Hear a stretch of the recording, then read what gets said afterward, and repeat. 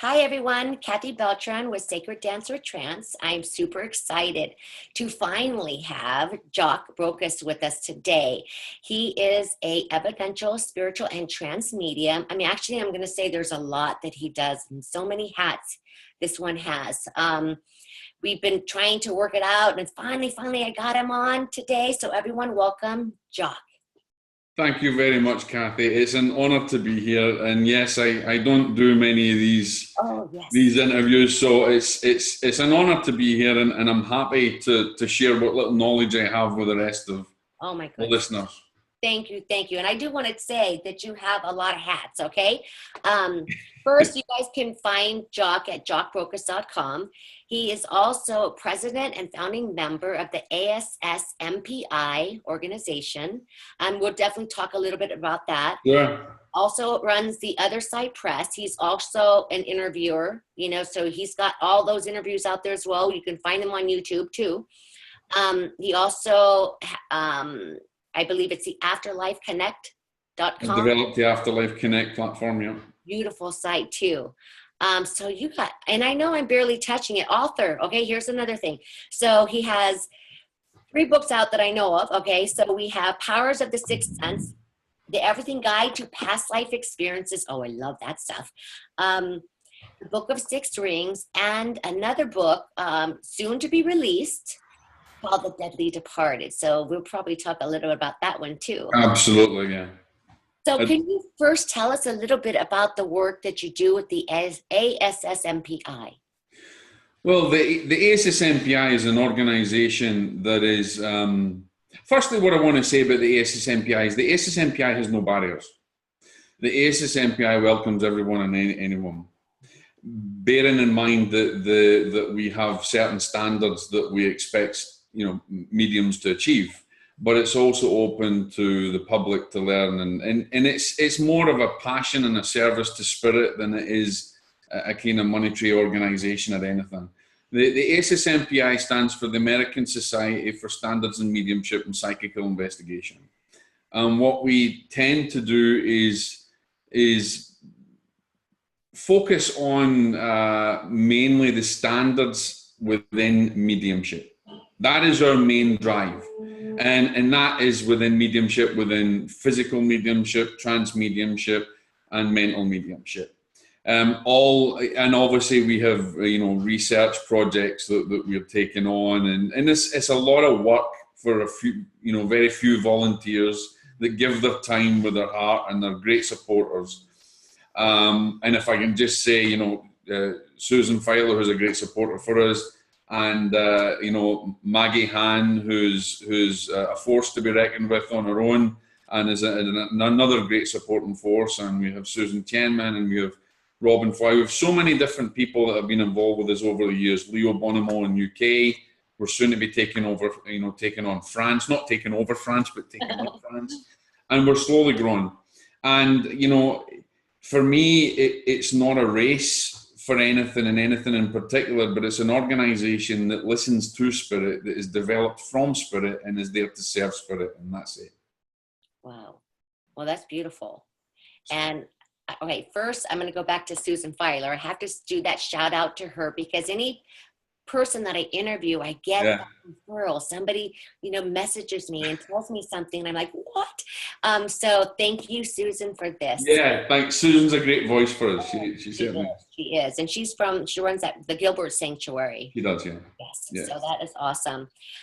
Before we started hitting record, we talked a little bit about how that group, the ASSMPI, came about. Can you tell us how that came? Sure. I've developed mainly, although my wife and I used to run our own church, and we served churches in Wales and Scotland, and we ran our own church, the Centre of Spiritual Light.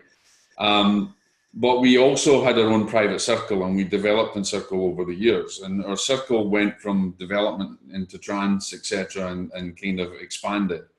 And in our trance circle, or should we say just a development circle, because any form of mediumship is development. Any form of mediumship that we're taking on. We had, when our guides first came through and let them know, let them aware who they were, which in actual fact I didn't believe. I actually thought it was set up and thought it was a complete load of baloney until it was researched and they were actually found to be whom they said they were. So that was the first thing that we had evidence. And then once we had the evidence, things started getting a little bit clearer and the development got a little bit clearer. And it just came through, you know, it came through that Spirit wanted an organization. I mean, they never came through and say, hey, do this organization and call it this. It was just that, look, we want an organization that is focused upon, you know, mediumship standards and bringing Spirit back to the circle and bringing Spirit back to mediumship the way it should, you know, it should be. And, you know, go ahead, go and do it, you know. And I was kind of shocked and didn't want to do it. And so then I thought, okay, I know that I can be the brains behind it. I know that I can develop websites and I can do all this kind of thing online. So that's one thing covered. So then let's get somebody who's going to be the head of it and who will run it. And so I went to Robin Foy and I went to Kai and various other people. And I remember Robin said to me at one point, look, Spirit's asked you to do it. You've got to do it. So we're not going to take that position on. But I have to say, Robin and Kai were the very first people that was involved with us, and they were a great support system for me. And I wasn't great friends with Colin Fry, who became I wasn't really close with him, but we developed a friendship over a time, and he became a patron of our organization before he passed. And I still have him, I still have a great deal of respect, and he kind of gave us some good advice and our chats and things like that, you know. And I just wish he was still here and I had a deeper opportunity to maybe develop that relationship even more. But you know, and from there we just grew. You know, from there I think we were not taken very seriously. A lot of people would say, you know, this is another organization. They pop up all the time. And then it tends to be mainly focused around finances and business and money and all that kind of thing. And I really wanted to get the focus off of that and get the focus back onto the medium and the focus back on Spirit. So it's been hard to be taken seriously, but I think, you know, we've done well. We've stayed true to our own path. And a lot of people are now, you know, coming, you know, over with us and being involved with us and wanting to get involved more. And I think the slower we grow, the stronger we grow. It's not about the speed. But as long as we can keep on that same path, as long as we can keep on the path of service to Spirit and service to humanity. And I know a lot of people say, you know, yeah, we want to change humanity direction and things like that, but that's not what we're about. We're purely about mediums, and we're purely about the mediumship and purely about the standards of that mediumship.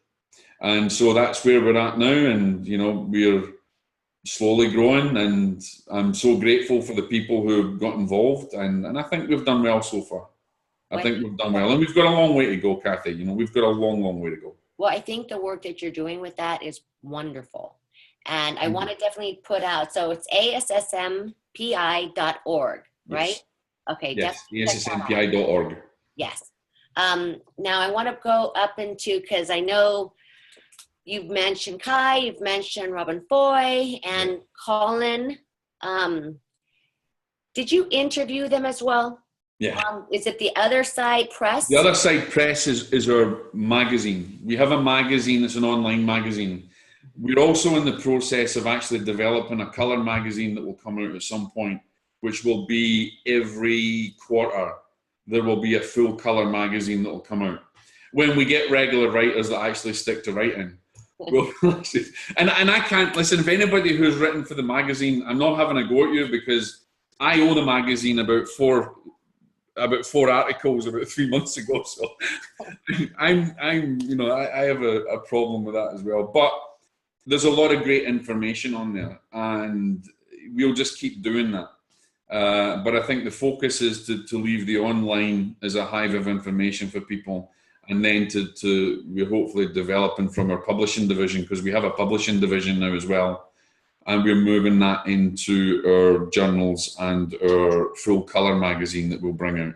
and hopefully we'll develop that and put that into churches and centres and organisations eventually. So it's a great goal to try and achieve, but it needs a lot of people, you know, it needs people.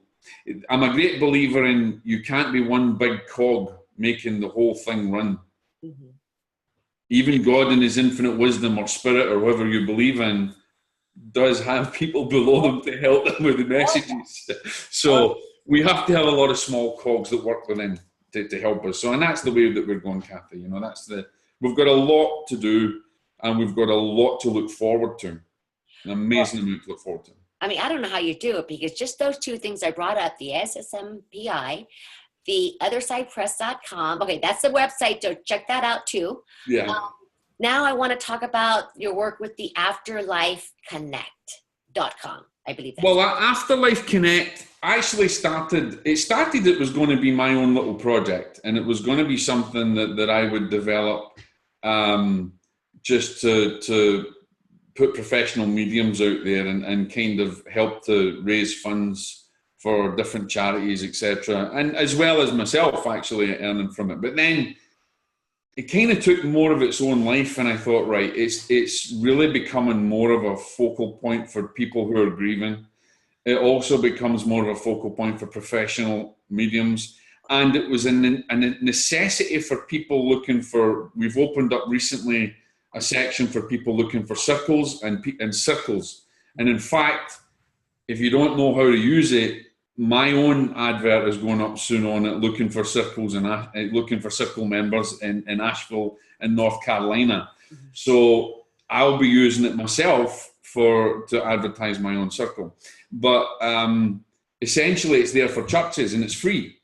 We charge a fee for mediums. I think it's like $99 a year, and all of that goes to the SSMPI. Every penny that we make from the Afterlife Connect goes to the SSMPI to fund research and to fund what we're doing. It's a way of giving back. But the Afterlife Connect is it's a marketing platform for mediums. It's a marketing platform for churches, because churches are always complaining. One, we don't have enough bums on seats coming in. We don't have enough people coming to workshops, and we're not able to pass the message of spirit on. And the biggest problem that they have is they're dinosaurs. They have not moved with normal, into the modern day. They don't have websites. They're not on social media. So they whilst they're complaining, and I know this from running our own church and meeting other churches, whilst they're complaining about not getting members, they're not proactively out there doing something in the modern day to get members. So I developed it as basically a stepping stone and to give them a tool. But here's the thing, Kathy, a tool is only useful if you use it. Mm-hmm. If you don't use it, it just stays there as a tool that sits and gathers dust in the toolbox. And so what I would urge churches to do, if you want to get your information out there, get on Afterlife Connect. It's free. You can put your videos, your workshops, you can put your courses up there. You can put your circles up there. You can put your information, your contact details. It's all private. Why not use something that's not actually costing you anything, but bringing you a great deal of benefit? And it's the same with mediums. And what I've done, I restrict the type of mediums that get on there. Mm-hmm. Not everybody can get on there. They have to reach a certain level. They have to be, we check everybody out. And because we want to make sure that when they're out there and saying, hey, I'm available to help those that are grieving, that those that are grieving can they know that they're actually going to go and get a good service, or they're going to have a good experience with a professional and not a psychic down the road that has big neon lights in the door and things like that. These are professional people. And so I think we do quite a good job at policing that. We've removed many people, and for me it's not about numbers, because we want to keep the professionalism and the standard high. Because let's face it, mediumship unfortunately has become an industry rather than a vocation. We've forgotten what it means to be a medium, and it becomes more of an industry now, and that's kind of sad. I understand people have to make a living, and I fully support it. But we mustn't lose sight actually who we are and what we do, and is the job that we do is to prove life after death to those that are grieving, to bring the two worlds closer, to let them help to develop their lives, to let them know that they're not alone in this world, that life continues, and to help them flourish their own spiritual nourishment and flourish their own spiritual growth through giving them the tools and the education and the assistance that they need. Well, I think that is perfect. How you said that is perfect, and it is very important to have those standards and live that. If you're a medium, to live that. Now, I just remembered something. I've been sick this week, so I might have occasional cough here and there. But I just remembered something that you sent me. You sent me the Afterlife Connect and the circle formation and the guide. And I was supposed to post that. I did not. And I just made a mental note right now to make sure to do that and share that within the group as well. So definitely check that out. It's afterlifeconnect.com. Yeah. Definitely make sure to have all of these posted in the comments when this interview is released. So you'll be able to connect easily from there as well. Absolutely. So I am super excited to hear about your story, Jock. I usually always ask, how did you become a medium? Well, first I want to say Jock is from Scotland, which you can tell from his accent. Wonderful. Currently, he resides in North Carolina. And so, Jock, how did you get on this path of mediumship? How did it all start out for you? And how long has it been? Look, there's an old cliche, and the cliche is, I was always like it since I was a child. Okay. Yes, I was very spiritual when I was a child. I spent most of my holidays in my life, if you like, in a monastery. My uncle was a monk in the Redemptorist order. So whenever I could get any time, I didn't want to go on holiday with my family and stuff. I wanted to go to the monastery. I wanted to be with the monks and the brothers and the priests, and I wanted to spend my time learning from the nuns and all that was there, and all the retreats. And I spent a lot of my time up there and feeding the poor and the prisoners that would come. And I learned a lot of humble aspects of life from that. My uncle Tom, his name was Brother Magella, whom I was very, very close to. So to say that I had psychic experiences ever since I was a child, they didn't come really until later in life. But I did have a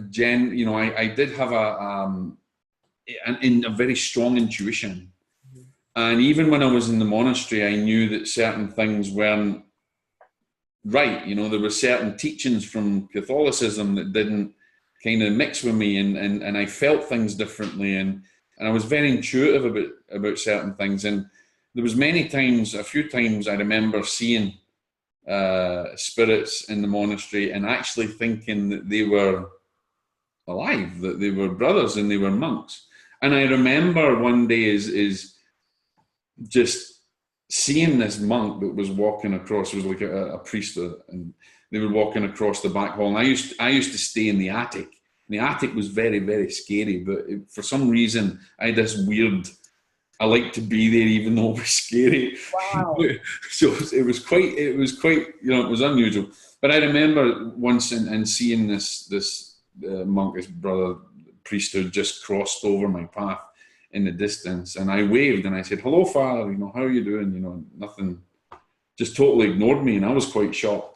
And I remember then the next day complaining that this monk had ignored me, and everybody got a bit kind of confused until they actually found out that was one who had passed many, many, many years ago. And then it was kind of, you shouldn't dabble with these things, and this is very dangerous, and there's a bad side to the thing, there's a dangerous side to the other side. And then, but that didn't frighten me. That kind of perked up my next interest. Yes, I bet. So I kind of, rather than being frightened off of it, I was more fascinated than anything. And so my life was always kind of very spiritual. And then, I tried to join the Redemptorist order. I couldn't get into the order and become a priest in the seminary. it was too close to my uncle's death when he passed, that they were going to make me wait a couple of years. I didn't want to wait a couple of years, so then I went out and joined the army. So I went. Oh my goodness. So I kind of went from A to Z. Yes. And complete change. So, and that's how, and then later, you know, I experienced things in the army, and I always had a spiritual foundation. Yeah. I always looked at life differently. I always looked at life in a completely spiritual way rather than a materialistic way.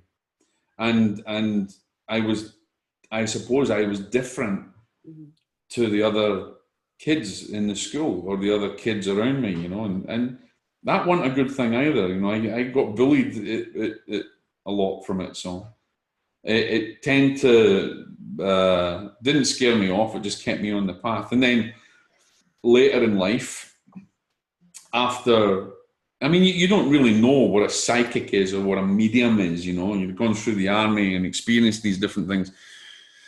And I remember. I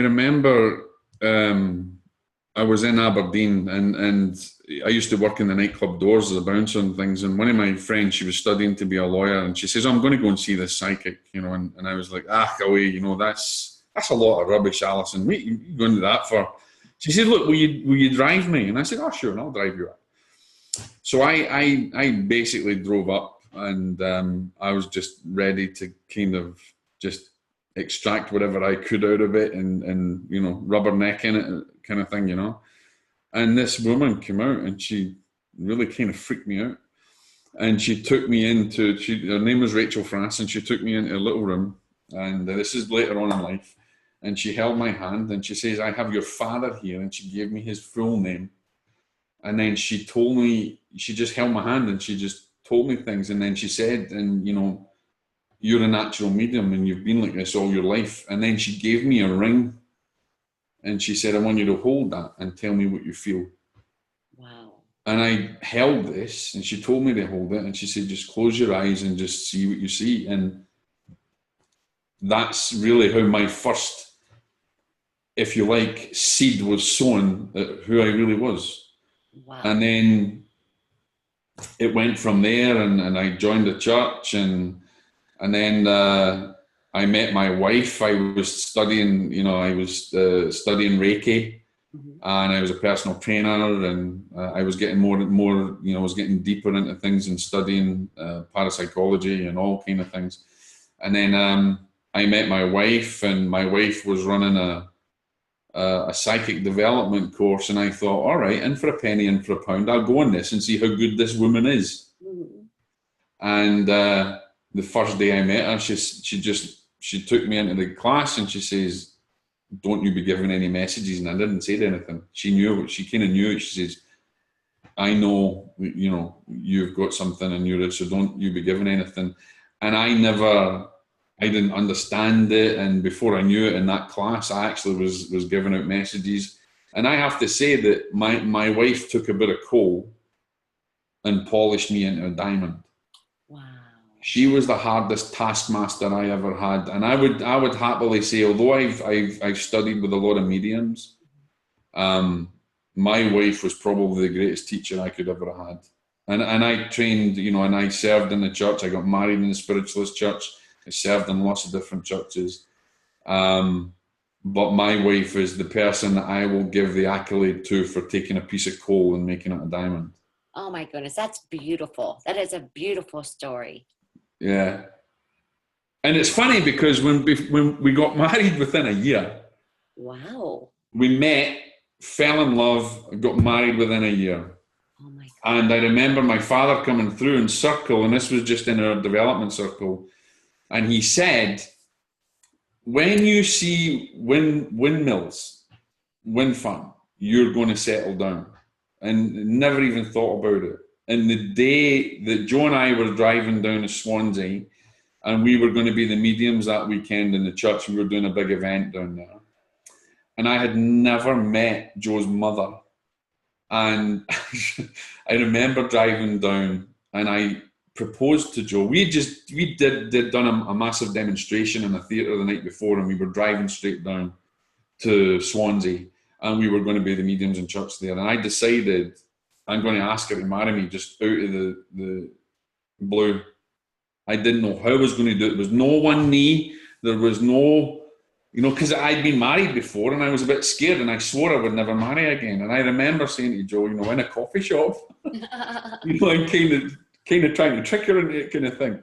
And when she said yes, we drove out and we drove down the road, and they had just opened up the biggest wind farm area that I had ever seen in my life. We had kind of detoured in these wind farms, and that was it. My dad was right, because I just proposed to my wife. Wow, that is amazing. 20 minutes, half an hour before it. Mm-hmm. And then to see that sign after, wow, meant to be. So my dad did it. Your dad did it. Awesome. Oh my goodness. I love that story. I just love that story. So you've been spiritual your whole life. You came to this background in a monastery. You had that monastery background with your uncle, and so it totally led you, going into that area, and then being shown the mediumship that you already had. You just didn't know what it was. Didn't know what it was. So how did you get interested in trance? How did you get interested in that? That just naturally, did you? I think someone gets interested in it. It's not like I had seen somebody do it and thought that I want that t-shirt. Mm-hmm.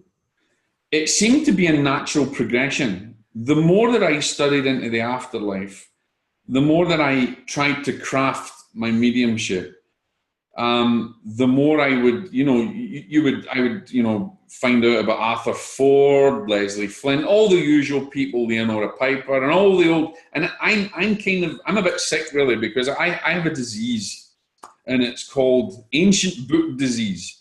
If it's old and it's rickety and it's torn and it's in an antique store and it's paranormal, it's mine. I have some of the greatest collection of old paranormal and mediumship books you can imagine. And I think what it was that gave me an interest was I wanted to develop my evidential skills more. And I used to say I worked in Stephen O'Brien's church and things like that, and they would all talk about trumpet mediums and trance mediums and mental mediums and mediums of the day. And I remember there was a guy, his name was John the Leg, and I think he's still alive to this day. I have great respect for this guy. This guy was an old man. We called him John the Leg because he had a wooden leg. But he was a fantastic medium, and he sat in the day with likes of Ivy Northage, and he was way back in the old days, and he was old school. And I remember being up on demonstrating, and he's the type of guy that if you're good, he would never say you were good, and he would rip you a new one if you did something wrong. People were terrified of him. And after services, I used to, I remember one service I gave, and he just kind of looked and nodded, and he went, that was adequate, and that was a kind of massive accolade coming from John. It was and he gave me a number of books, and he'd say, right, I want you to read this, I want you to study this and study this. And he told me to study a book by Ivy Northage called The Mechanics of Mediumship. And there was a modern book, and I was in meditation one day, and I couldn't get it. And so I put a thought out to Spirit, and I said, Ivy, if you're listening, I really want your book, but I don't want any of the modern versions. I need the old stuff. Mm-hmm. So my wife was looking, this is months later, my wife was looking for a book, and I happened to phone an antique store in London, and I was asking him about this. I think it was a healing book for Harry Edwards that my wife wanted to study. And he says, oh, I don't have nothing like that. I said, but I've got an old book in a drawer here. Let me just open up this drawer. He says, and you can have it if you want it. And he said, it's Mechanics and Mediumship by a woman called Ivy Northage. Wow. Do you want it? He said, it'll cost you £4. I said, I'll have it. Oh my goodness. And to this day, it's in my bedside cabinet. It's one of my pride and joys, because there was a whole story that came from that. And then, of course, I studied that, and then the trance teachings that were coming through from China. And I got more and more into trying to understand the trance side of things. And then sitting in circle and a development, it was, let's just sit and see what happens. And that's where it came from. You know, we just decided to let spirit make the decision. So what did you have, like a specific group of people that you just decided to sit with and try to? We always had, yeah. I mean, the difficulty is since Joe and I kind of left the UK, it's been very, very difficult. We had our own circle in Inverness in Scotland, and we've moved around a lot.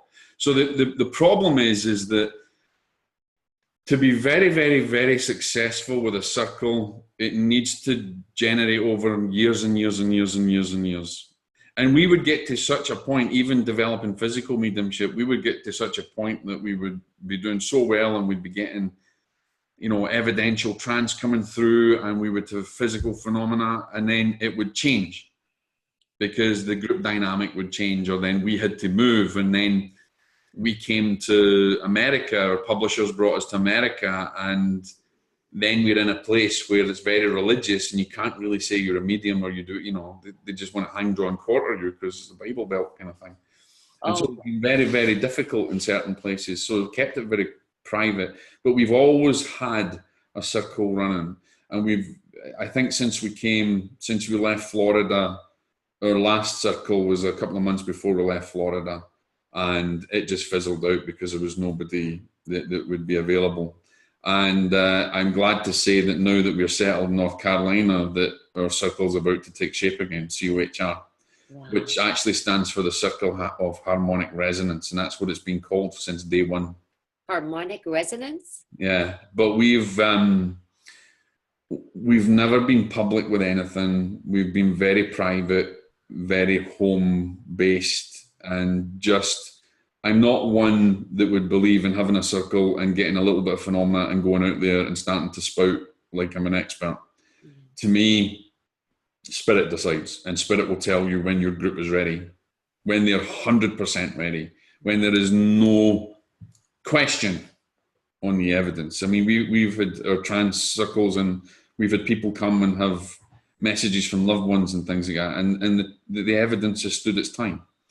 And we've had guests that have come and sat with us and things like that. And,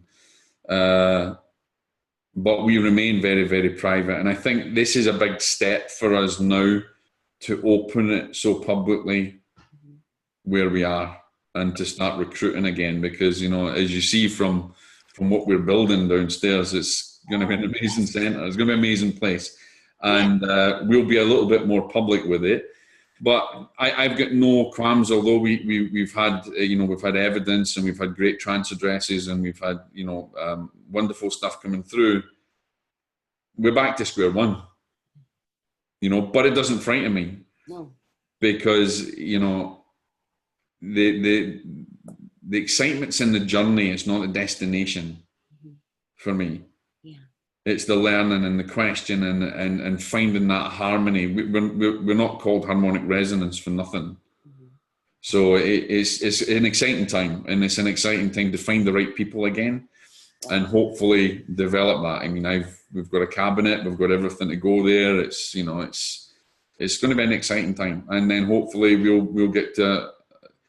We're hoping we're not going to move. This is going to be our last move. This is home for us now. North Carolina, you know, living in Orlando, I didn't like it. You know, in Florida, you can't breathe. It's too hot. It's too humid. If it flies, it wants to kill you. If it crawls, it wants to kill you. If it swims, it wants to kill you. So what's the point in living there? We've only got bears here. Wow, bears! Oh my goodness! Oh my goodness! So that's it. So we've got a long way to go, but you know our circle's been going for many, many, many, many, many years, from way back in the day when we were developing in Scotland, and we'll just keep it going, and we'll just keep, you know, developing for spirit and see what spirit's going to bring through for us. You know what? I love that. First, I will say that finding members, and you know, in a location, it's really hard sometimes. It's the hardest thing. And a lot of people will say, leave it to spirit. But you've got to be active in finding the members. But the members have got to really see. We had someone in France. We had someone in Florida who would come regularly to the circle without fail, but they were only coming for messages. They weren't coming to learn to develop, and they weren't coming with the right intention. So that very quickly gets, spirit then, arranges that, goes away. So you have to find people that, one, are not egocentric. They realize what the long-term goal is, and they're willing to put the effort and the time in. Yeah. You make a date with spirit, you keep the date. I used to get, Joe would go nuts for me. I used to feel so bad if I was out and we'd miss a time and it was supposed to be circle time and I couldn't get back for it, and I'd have to cancel it. I would beat myself up for days after because I felt as if I'd let spirit down. Wow. So you've got to be dedicated to it. And I think Robin Foy would say that. He's a great person for understanding circle work. And he'll tell you, a good, and here's the other thing, Kath, is a lot of people, when they think they're getting phenomena, they're not. They get excited about the least little thing that happens, instead of pushing and pushing and pushing for that development to go further. So even though we might have a movement of a trumpet, or we might have a light, or we go into trance, or something happens, a dress comes through, that's not good enough. That's just the start. That's just you beginning to walk. So I would never. So I've always said, never be happy with what you get. Always strive for spirit, because spirit's working for you and with you. You're working as a team, but it's not all about. Somebody used to say, mediums would say to me, "How can you get first names and second names and things like that and different things?" And I would say, well, I would normally have an argument with spirit. I would normally argue with them and tell them, hey, listen, this is what I want, and if you're not giving it to me, I'm not playing. Wow. So there's a little, and that's just me just kind of over exaggerating it, but you understand that you can't just sit there and say, well, spirit, this is you do what you do to me and everything else, because one, that's dangerous. And people don't recognize that there's a dangerous side to the afterlife, and they need to get to grips with that. There's a light and dark in everything. So there's preparation, there's your whole lifestyle, there's your thought processes, there's everything that goes into your development, the way you speak to someone. You can have so much spiritual knowledge, but not be spiritual. Yeah. You can have so much wisdom, but not share wisdom. I agree. So if you're going to, talk the talk, you've got to walk the walk. So I try to emulate what I feel spirit would want in my life, in my daily life. I try to watch what I'm thinking. I try to watch what I'm saying. I try to be mindful in every single part of my day. When I speak to someone, if I'm writing something, if I'm working on the computer, every element to me is an element of service.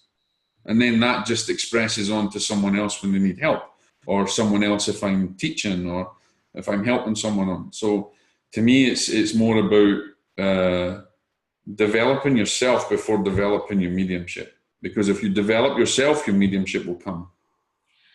I absolutely agree with you. And what's very interesting for me is that, all the interviews I do, they build upon each other. And for me, it's always been spirit guided. So whoever gets on and we do this interview, spirit wants that. And the information that comes through, I've noticed there's patterns. Yeah.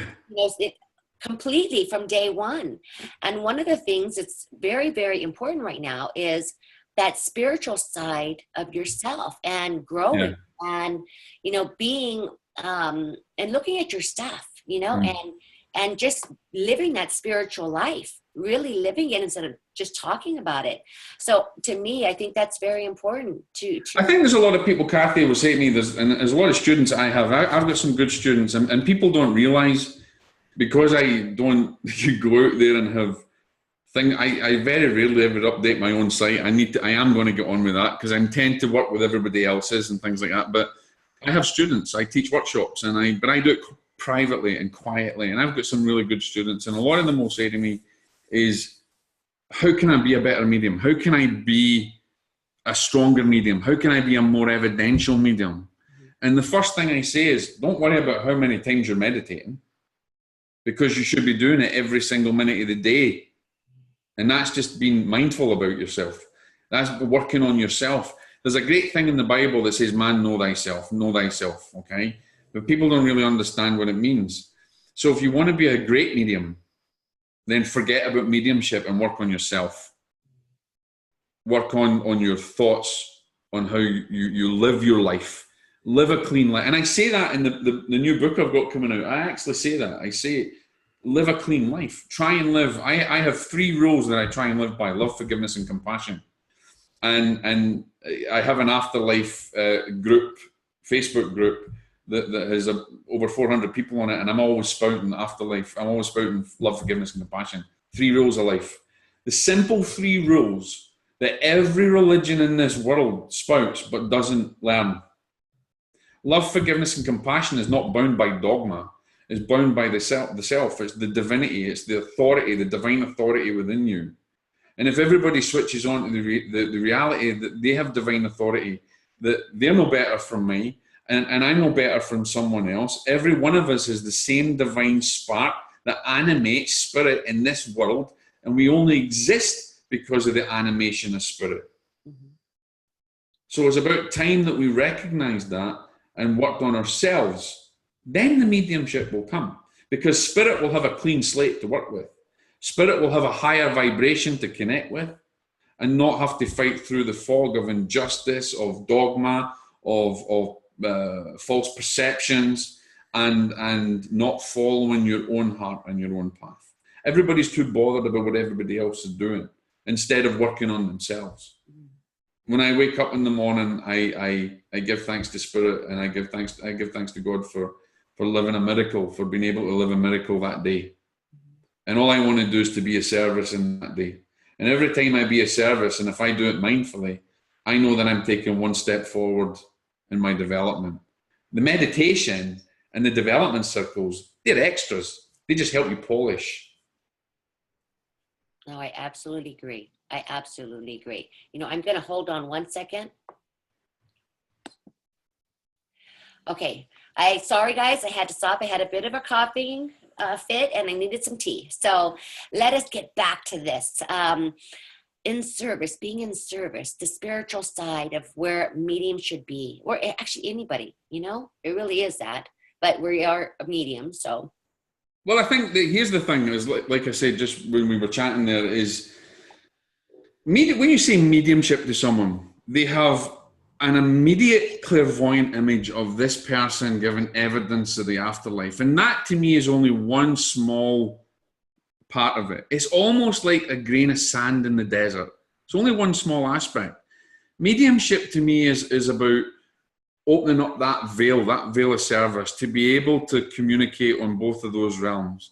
And being of service is not just about giving someone a message. Being service is about reaching that elevation so that spirit can actually influence you to be of service. Like the example I gave you before, and I'll share it with the listeners. Share that, please. There was one time in Arizona where my wife and I were going into, I think it was like a Publix or something like that. I was at a shopping center. And I heard spirit, as we were coming out, I heard them say, look to the right, look to the right. Somebody needs your help. And that's all. And I looked and I seen this old woman. And she looked like she was distressed. But everybody was ignoring her. So I decided to go up and speak to her. And I said, you know, you need help. What's happened? And she says, well, my husband's dying. I haven't been out of the house for weeks. I've been out of the house for weeks, and this is the only time I was managed to come out and get, you know, to get some provisions. But the person who was coming to get me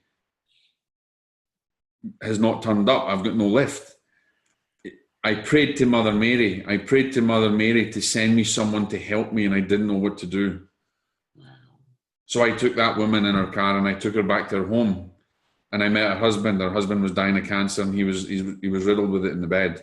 So Joe and I decided to stay, and we sat by him and we prayed with him. Wow. To me, that's mediumship. Yeah. And that's that's not just about standing in front of 100,000 people or standing in front of it. That has an element to it, but again, it's another grain of sand. Being a service is in so many ways, you can be a medium every day of your life if you only open up to the connection of spirit so that you may serve others selflessly. This is what Silver Birch would say. The greatest gift that you can give humanity is the gift of service. I love it. It rolls off my tongue. I just love it. It rolls off my tongue all the time. Yeah.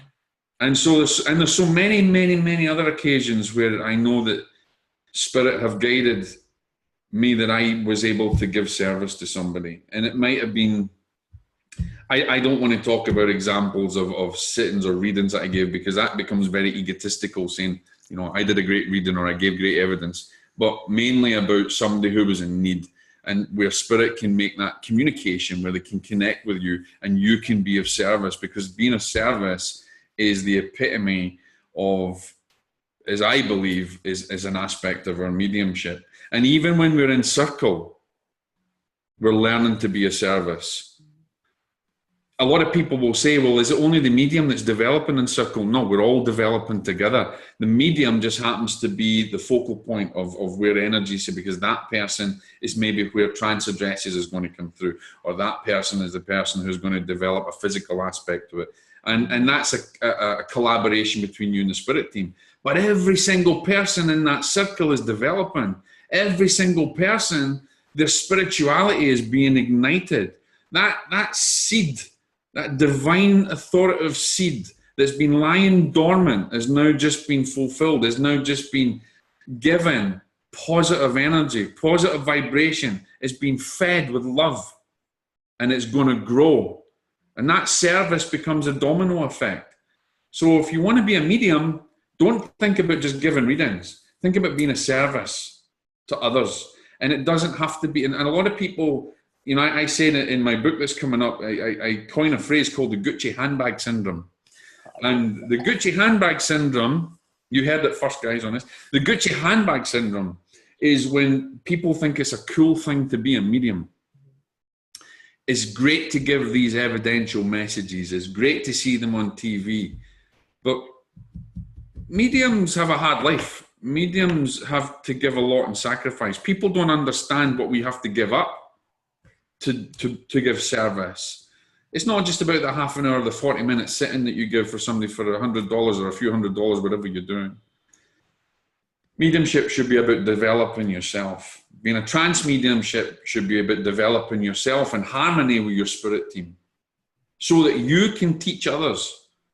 Well, no, let me rephrase that. It's not you that's teaching others, so that you can be the vessel which allows spirit to teach others and to open up, to help ignite the spark of divinity within them.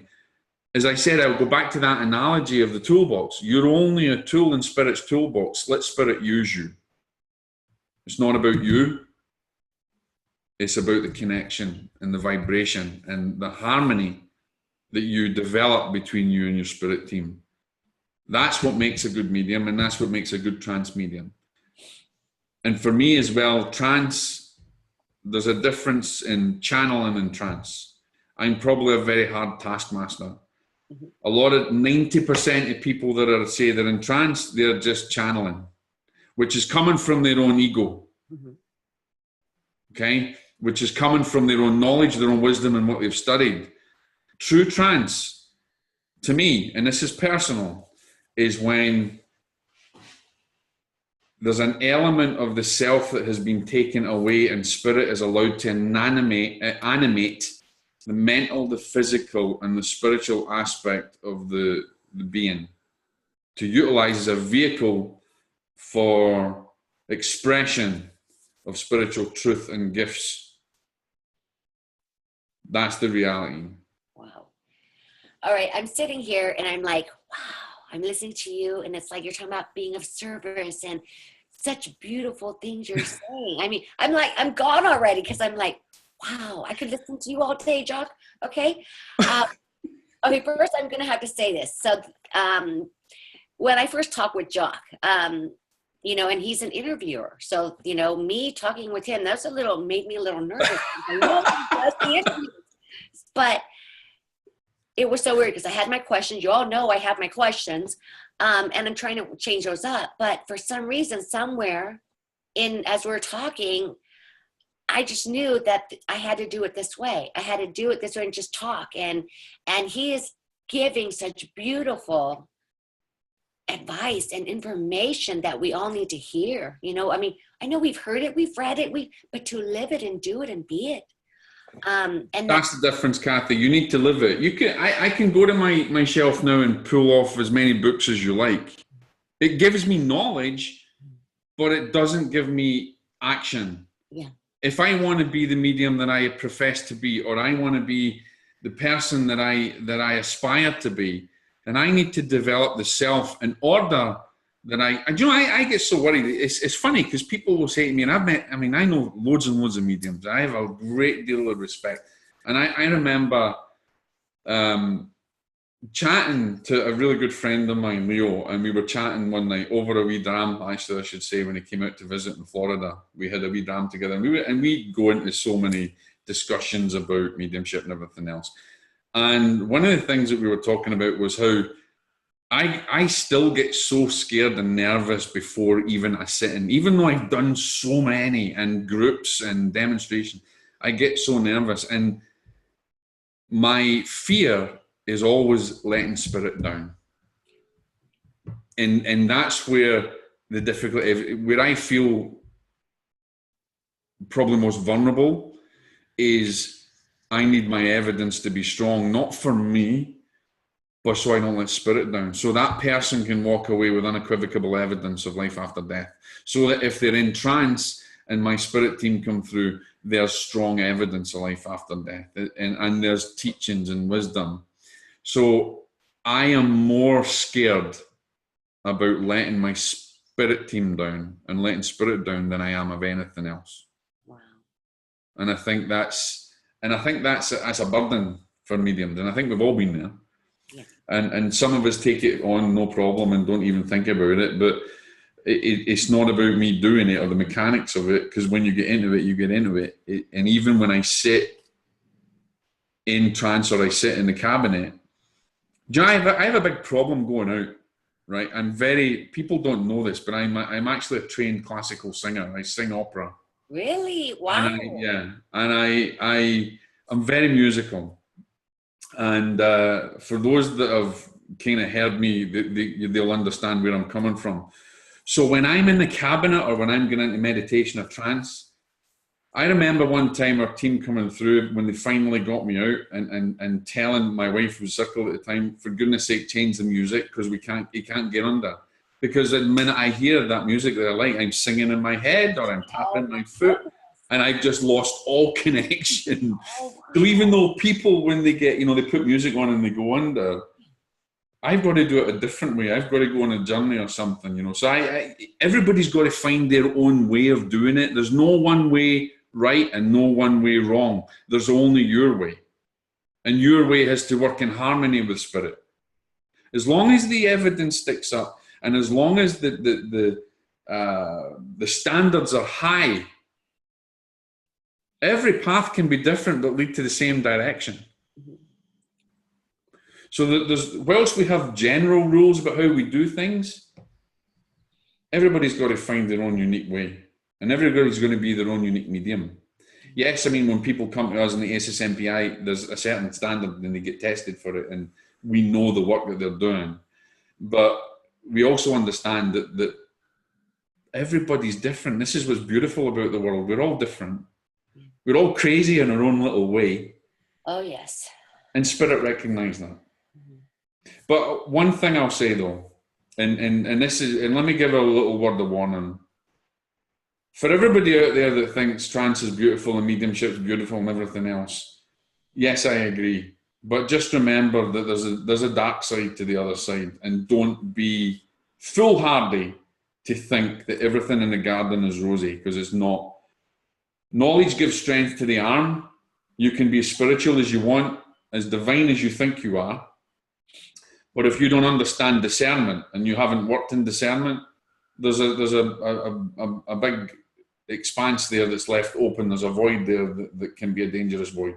And so I would say to everybody is in working with yourself, recognize that there is a danger to it, and don't be stupid.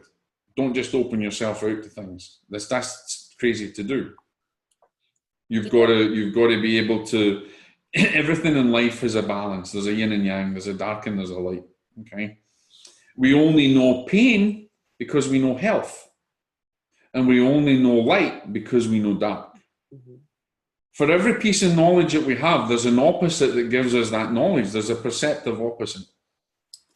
So you wouldn't. It's like the old story. You know, you wouldn't have a kid. You know, you have a kid. You tell them, don't go with strangers. Don't take sweets from strangers. Well, sometimes that can be very much the same in the spirit world. You know, we can have guides and we can have false spirits that are like strangers, and they come up to us and they tempt us with little sweets. And for those of you that think, I got the evidence and I got my signs and everything else, wake up, because they know everything that you know, and they know more, and they can read you like a book. Wow. So there's developing discernment is part of your spiritual progression. Developing discernment in your mediumship and in your trance circle is highly important. And it's not something you can learn from a course. And it's not something that you can learn just by reading books. It takes 24 hours a day, 7 days a week of developing yourself in order that you can discern. That's the difference.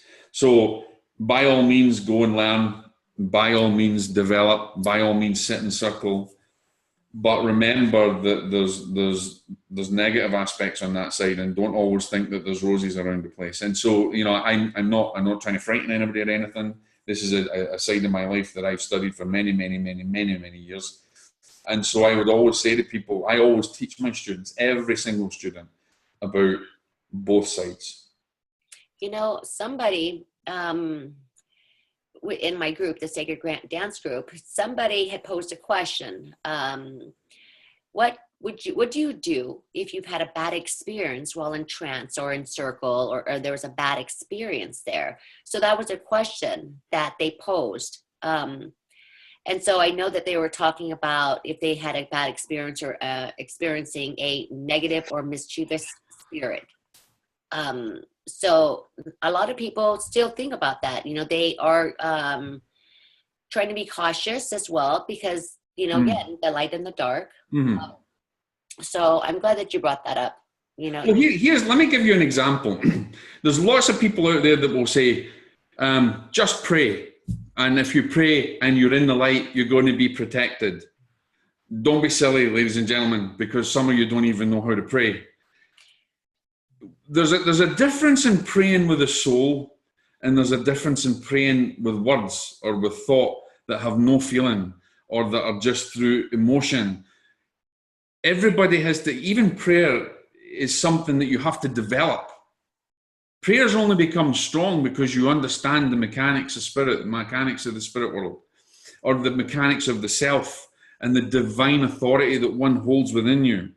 Divine authority remains the fundamental basis of all spiritual, or of all spirituality, really, is the awakening and recognizing the divine authority within us.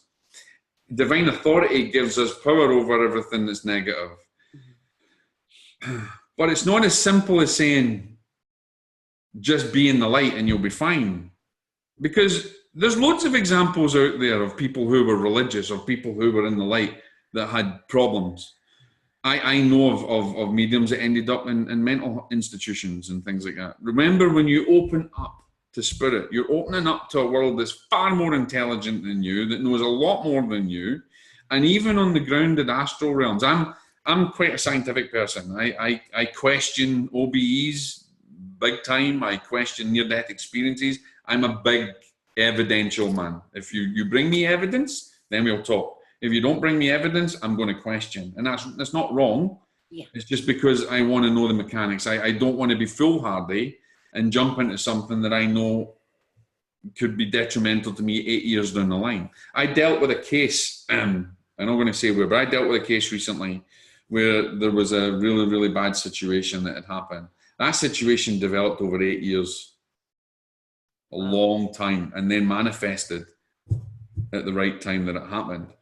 So you can't just go in and say to somebody, just believe in the goodness of spirit and be good and everything's going to be fine. No, you need to be active in trying to understand it, of being aware, of being knowledgeable and developing. And here's the key. You develop your mediumship. You, as I said, you develop yourself. If you want to be protected from things that are negative, develop the self. One little chink in the armor is all that's needed to break down that energetic barrier. You're always developing the self continually. I work on it daily. I'm always aware of what might be or what might not be good or bad. I always try and think in my thought. I try and be, and here's another thing, as I would say, and I say to students, there's a point of becoming aware of something, but then there's the point of becoming aware of being aware. When you get to the point of becoming aware of the awareness, then you're touching that void of divinity, of that deep aspect of the soul. That's when one becomes more in tune with who they are and their divine authority and can call upon that. That's quite deep. That's very deep. So I'm trying to think of something. So like going throughout your day, having all these situations around you, come around you, and having the awareness of how you are thinking about it. And I probably can't even. It's like this. Put your finger up in front of you. Okay. And you have an awareness that your finger's there. You have an awareness that you're now going to move your finger. And there'll be psychiatrists and medical people that will connect that to the brain and God knows what else. But if you have an awareness that your thought process has told your finger to move, that's you got that awareness. You want to try and get that feeling, that deeper awareness, that awareness before that thought even manifests into conscious reality. Yes, thoughts are things. So being right? very careful with those thoughts. Yes. So you're raising, you're going beyond that which is conscious, or that which is you're going maybe beyond the subconscious. I don't know. Some of the people who are hypnotherapists will know this. I only know it from a spirit perspective, but it's if I'm aware that my finger's moving, or if I'm aware, right, Kathy, I'm going to stand up now. My brain tells me I'm going to make that movement, the physical energy, I'm just going to stand up. But if I can get to the point of being aware as that thought comes in, the awareness of the connection of that divine spark that creates that thought process, then I'm starting to touch something much deeper within the soul and the self. But it's not easy to do, and it takes... And I'm still fighting with it. I'm still playing with my finger. And I know exactly what you're talking about, because so many times I'll just try to pay attention to my thoughts, and I'm like, whoa. I mean, they can change just like that and go in 20 different directions. You're like, whoa. But yeah, no, very, very interesting. And your thoughts can be intrusive in meditation, and that's the problem we have in trance and things. But also your thoughts can be intruded upon by spirit influence that you don't want. Interesting. And that's an element of discernment, of understanding. So many people hear voices and things like that, and so we have this diversive division between a possession or obsession or something, or being have obsessive thoughts or an obsessing spirit.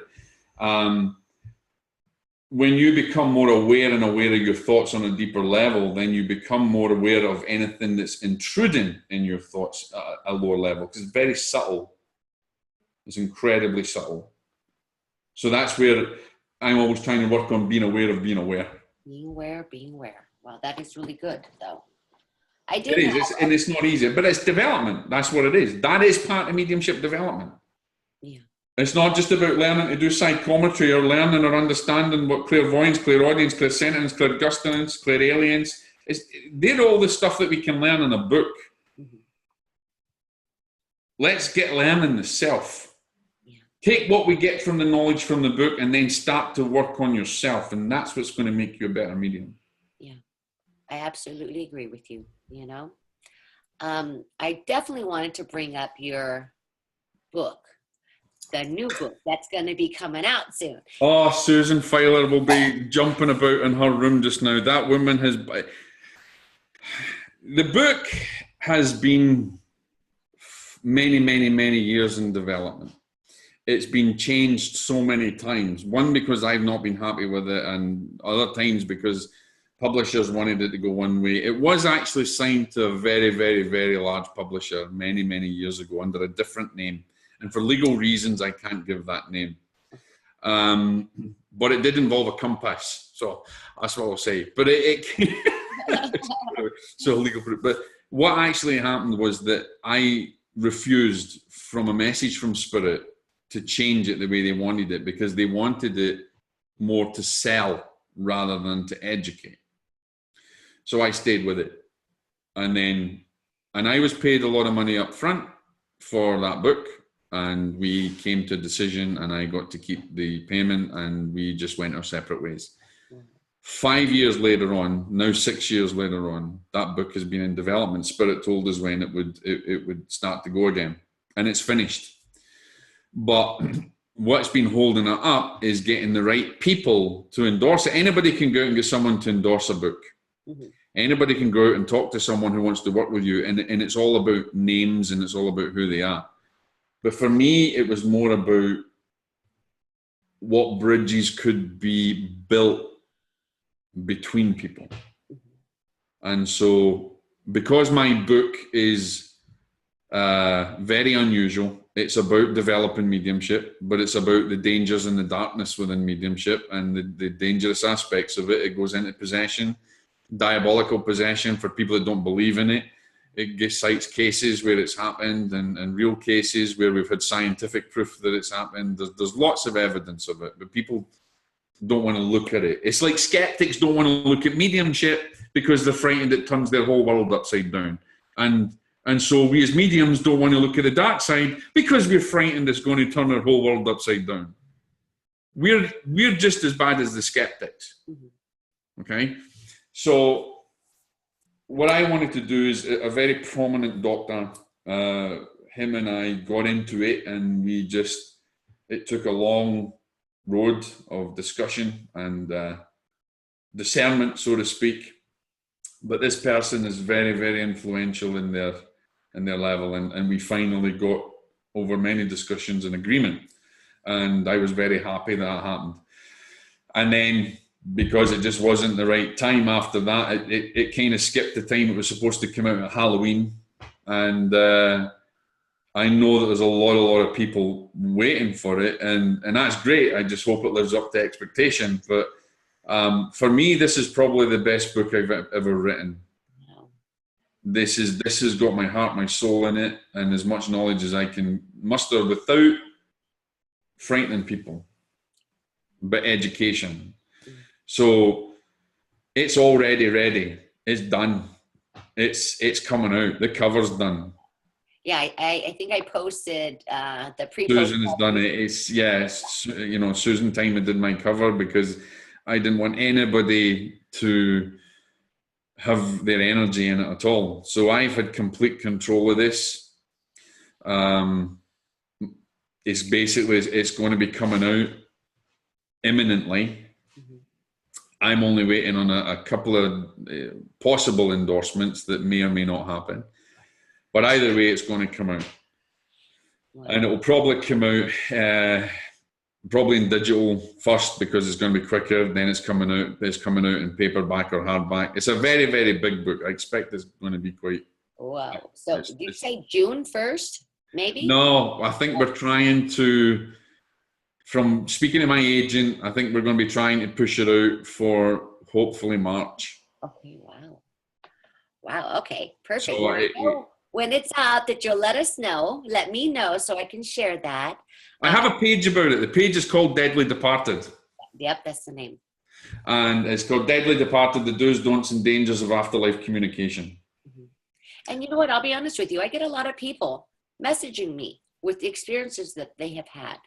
And so, there's have people that believe it, have people that don't. But you know what? It's there. There's light and there's dark, and it is what it is. I think the way I look at it is forewarned is better than forearmed, So I'd rather have the knowledge to deal with something. And here's the thing, and I'm not proud of this because it's not something I asked for, Kathy. It's not something I wanted to do in my mediumship. It just so happened. I mean, I met exorcists when I was in the monastery. I chatted to them. I studied from I was like 8 years old. I even studied things I shouldn't have been studying. My mother used to go nuts with me. But it just seemed to be that path. And it's always found me. Any cases that I've been involved in is people that have found me. It's not something I've gone out and looked for. And what I'll say is this, for a lot of people that say they've dealt with the dark side and say that they've been in and they felt negative or evil spirits, I would say to them and caution them and say, really, really, really think about whether you've dealt with the dark side. Because I'll tell you one thing. There's dealing with the dark side and there's dealing with the dark side. And there's a real truth, not that I believe in the devil, but there's a real truth in dancing with the devil. And if you've danced, you'll never forget it and you'll be scarred for the rest. You'll be scarred for life. Wow. And it's not an easy thing to get over. There's dealing with the astral level spirits and astral level, annoyance. And we have many examples of it, from Leslie Flint talking about it, from other researchers of the day, Carl Wickland, all these other people that have brought this information in. It's there. John Sloan's talked about it. So don't ignore it. But if you're going to say that you've dealt with the dark side, just be very careful, because the dark side knows that you're saying that. They're listening. And so I'll give you a sense. I mean, I've been involved in cases where literally at the wee hours of the morning I've been on my knees crying in tears and praying, because it's not a physical or a phenomena thing that happens. It's mental, a lot of it. And a lot of the cases that you read about, there's a lot of physical manifestation of phenomena. But there's a difference between dealing with something really dark and nefarious and dealing with a grounded spirit or something. If it's really dark and nefarious, you want to pray. Guys, listen, you want to pray that you never, ever, ever face it. Yeah, no, yes. Because it'll make you question everything you've ever believed in. Yes. So it's not that I want to scare anybody about it. It's just that I want to say, hey, this is what the book's about. It's just giving you a little bit of knowledge. It's giving you a bit of wisdom, and hopefully you'll take that wisdom, you'll learn from it, you'll become a better medium. Yes. And you'll be ready to take up the challenge should it happen. Yes. And you know what? I will say one thing. It is my opinion that when there's a medium or somebody that is involved and helping with that type of energy, to me, and in my understanding, just my understanding, is that person is able, they have this energy that was given to them to be able to do that work that most people will not ever have to experience. And so, I just got the goosebumps on that. So, absolutely. Yeah, there is a truth to that. There is a truth to that. It's you're kind of chosen. You don't ask for it, and it's not something I would will on anyone really. And to be honest, if I do actually have a case that's quite bad, there's a lot of preparation, there's a lot of prayer, and there's a lot of fasting, and there's a lot of and there's a lot of putting trust and faith in spirit, and not on woo-woo sticks, as I call them, and incense and things like that, but on divine authority. And that's another reason why I work on myself. It's another reason why I say to people, work on yourself to be a better medium, because when you work on yourself, you become stronger in divinity. And divinity is the ultimate force. Love is the ultimate force against anything that's negative. But in order to know love, you need to know yourself. And in order to know love, you need to love yourself before you can love others. And in order to forgive others, you need to forgive yourself. So you're constantly working on yourself. Listen, this is like a wonderful interview for me. I mean, you're saying things that I believe in. These are things that I feel. And You have shared so much of yourself today and your energy. And I'm sorry if I just was without questions today, because I'm like, wow, this is wonderful. It's a pleasure. I don't often teach, but when I do, I try to do it with an open heart and try to share as much knowledge as I can. I know the best medium in the world. I'm not the best teacher in the world. I don't profess to be, but I will go out of my way to be of service in any possible way, shape, or form that I can. Well, I can tell you, I feel that energy. I feel your energy, and it's Thank you. beautiful. Oh my goodness. Oh my goodness, Jock. I am so grateful. And don't be surprised. There may be a part 2 to this interview. Possibly, yes. I'd be happy to. Absolutely. Oh my goodness. I am so grateful to you for doing this. And it's taken us, what, maybe 6 weeks or more to finally get it? Yeah, I have a lot of hats, and I tend to kind of swap them over all the time. Oh, yes. So please let me know when that book comes out. I'm definitely going to share all the information. Everybody check out Jock Brocas. I will actually send you. I will send you a pre-release copy of it so you can read it before anybody else. Oh my goodness! Oh my goodness! And you said it's that thick, and It's quite big. It's about 126,000 words. Oh, okay. Well, I'm still a speed reader, okay? But anyways, check out jockbrocas.com, SSMPI.org, theothersidepress.com, afterlifeconnect.com. Definitely check out all of those sites. And again, Jock, you have a wonderful rest of your evening. It's only 7:30. And please let us know about your, if you guys, if you're not friends with Jock, you might not see the pictures, but he's actually creating a seance room. And this is going to be fabulous. And so please update us on that and all the work that you're doing. I will do. Okay. Kathy, it's been an absolute pleasure. And one thing that I'll leave just with everybody is that really the work that I do is not about me, and it's not about my site. The work that I do is about the SSMPI and the wonderful mediums that make it what it is, and the mediums that are out there as service. That's what it's about. So more interesting. And, you know, I'm of the opinion, if anybody has any questions, if I can help them, I'll answer them as much as I possibly can. And if I don't know the answer, I probably know someone who does. But it's not about me. You know, it's about the SSMPI, and it's about the mediums that make it what it is. Wow. Beautiful, beautiful last words there. Okay, Jock, thank you again. You have a great night until we meet again, okay? Absolutely. All right. God bless. Thank you. Bye-bye.